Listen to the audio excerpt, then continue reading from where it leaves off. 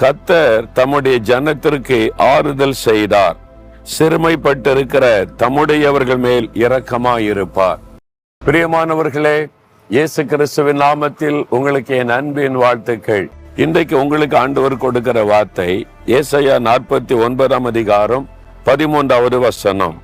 கர்த்தர் தம்முடைய ஜனத்திற்கு ஆறுதல் செய்தார். சிறுமைப்பட்டிருக்கிற தம்முடையவர்கள் மேல் இரக்கமாயிருப்பார். கர்த்தர் ஆறுதல் செய்கிற தேவன். இன்றைக்கு உங்களுக்கு ஒரு ஆறுதல் தேவை. ஏதோ ஒரு உள்ளத்துல ஒரு பாதிப்பு இருக்கிறது, ஒரு கலக்கம் இருக்கிறது, உங்களுடைய உள்ள காயப்பட்டு இருக்கிறது. யாரோ ஒரு வார்த்தை சொல்லிட்டாங்க, உங்க வீட்டுக்குள்ள, நீங்க வேலை செய்யற இடத்துல, வசிக்கிற இடத்துல யாரோ உங்களை பற்றி தப்பா சொன்னதுனால உள்ள பாதிக்கப்பட்டு போச்சுதா? ஏதோ ஒன்றை இழந்து போனதுனால மனவேதனையோடு இருக்கிறீங்களா? ஆண்டவர் உங்களுக்கு ஆறுதல் செய்கிற தேவன். நான் ஒரு சமயம் ஒரு சகோதரர் மரணம் அடைந்து விட்டதுனால அந்த குடும்பத்துக்கு ஆறுதல் சொல்லி ஜெபிக்க நான் போயிருந்தேன். அந்த சகோதரி, தன் கணவனை இழந்த அந்த சகோதரி மிகுந்த துக்கத்தில் இருந்தார்கள். அவருடைய முகம் சோர்வாய் இருந்தது. அந்த பாதிப்பு நன்றாக தெரிந்தது. அவருடைய இருதயத்துல தன் கணவரை இழந்த பாதிப்பு நன்றாக தெரிந்தது.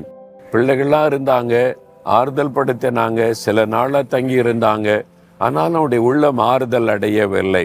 நானும் சில வேத வசனத்தை வாசித்து ஜெபிக்க ஆரம்பித்தோம். அவர்கள் மேல கை வைத்து ஜெபிக்கும்படி ஆவியானவர் ஏவினார். ஜெப நேரத்தில் அவங்க மேல கை வைத்து தேவனுடைய ஆறுதல் உண்டாகும்படி ஜெபித்த போது, ஜெபம் முடிந்த பிறகு அவருடைய முகமே மாறிவிட்டது. தன் பிள்ளைகளிடத்துல சொன்னாங்க, என் உள்ளத்துல இந்த துக்கம் நீங்கி விட்டது, ஒரு ஆறுதல் உள்ளத்திலே வந்து விட்டது. அதான் தேவனுடைய வல்லமை கொடுக்கிற ஒரு ஆறுதல். மனுஷனுடைய வார்த்தைகள் ஆறுதலா இருக்கும், ஆனால் உள்ளத்துல ஆறுதலை கொண்டு வர முடியாது. தேவனுடைய பிரசன்னமும் அவருடைய தொடுதலும் தான் ஆறுதலை கொண்டு வரும். இன்னைக்கு உங்களுக்கு ஒரு ஆறுதல் தேவை அல்லவா? இப்ப நான் ஜெபிக்க போகிறேன். உங்களுடைய இருதயத்துல கை வைங்க.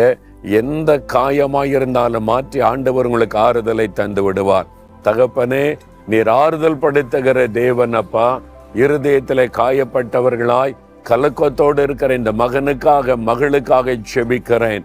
உம்முடைய ஆறுதல்கள் அவருடைய உள்ளத்தில் இறங்கட்டும். அந்த உள்ளத்தில் இருக்கிற காயங்கள், துக்கங்கள் இயேசுவின் நாமத்தில் இப்பொழுதே விலகட்டும். இயேசுவின் நாமத்தில் ஆமேன், ஆமேன்.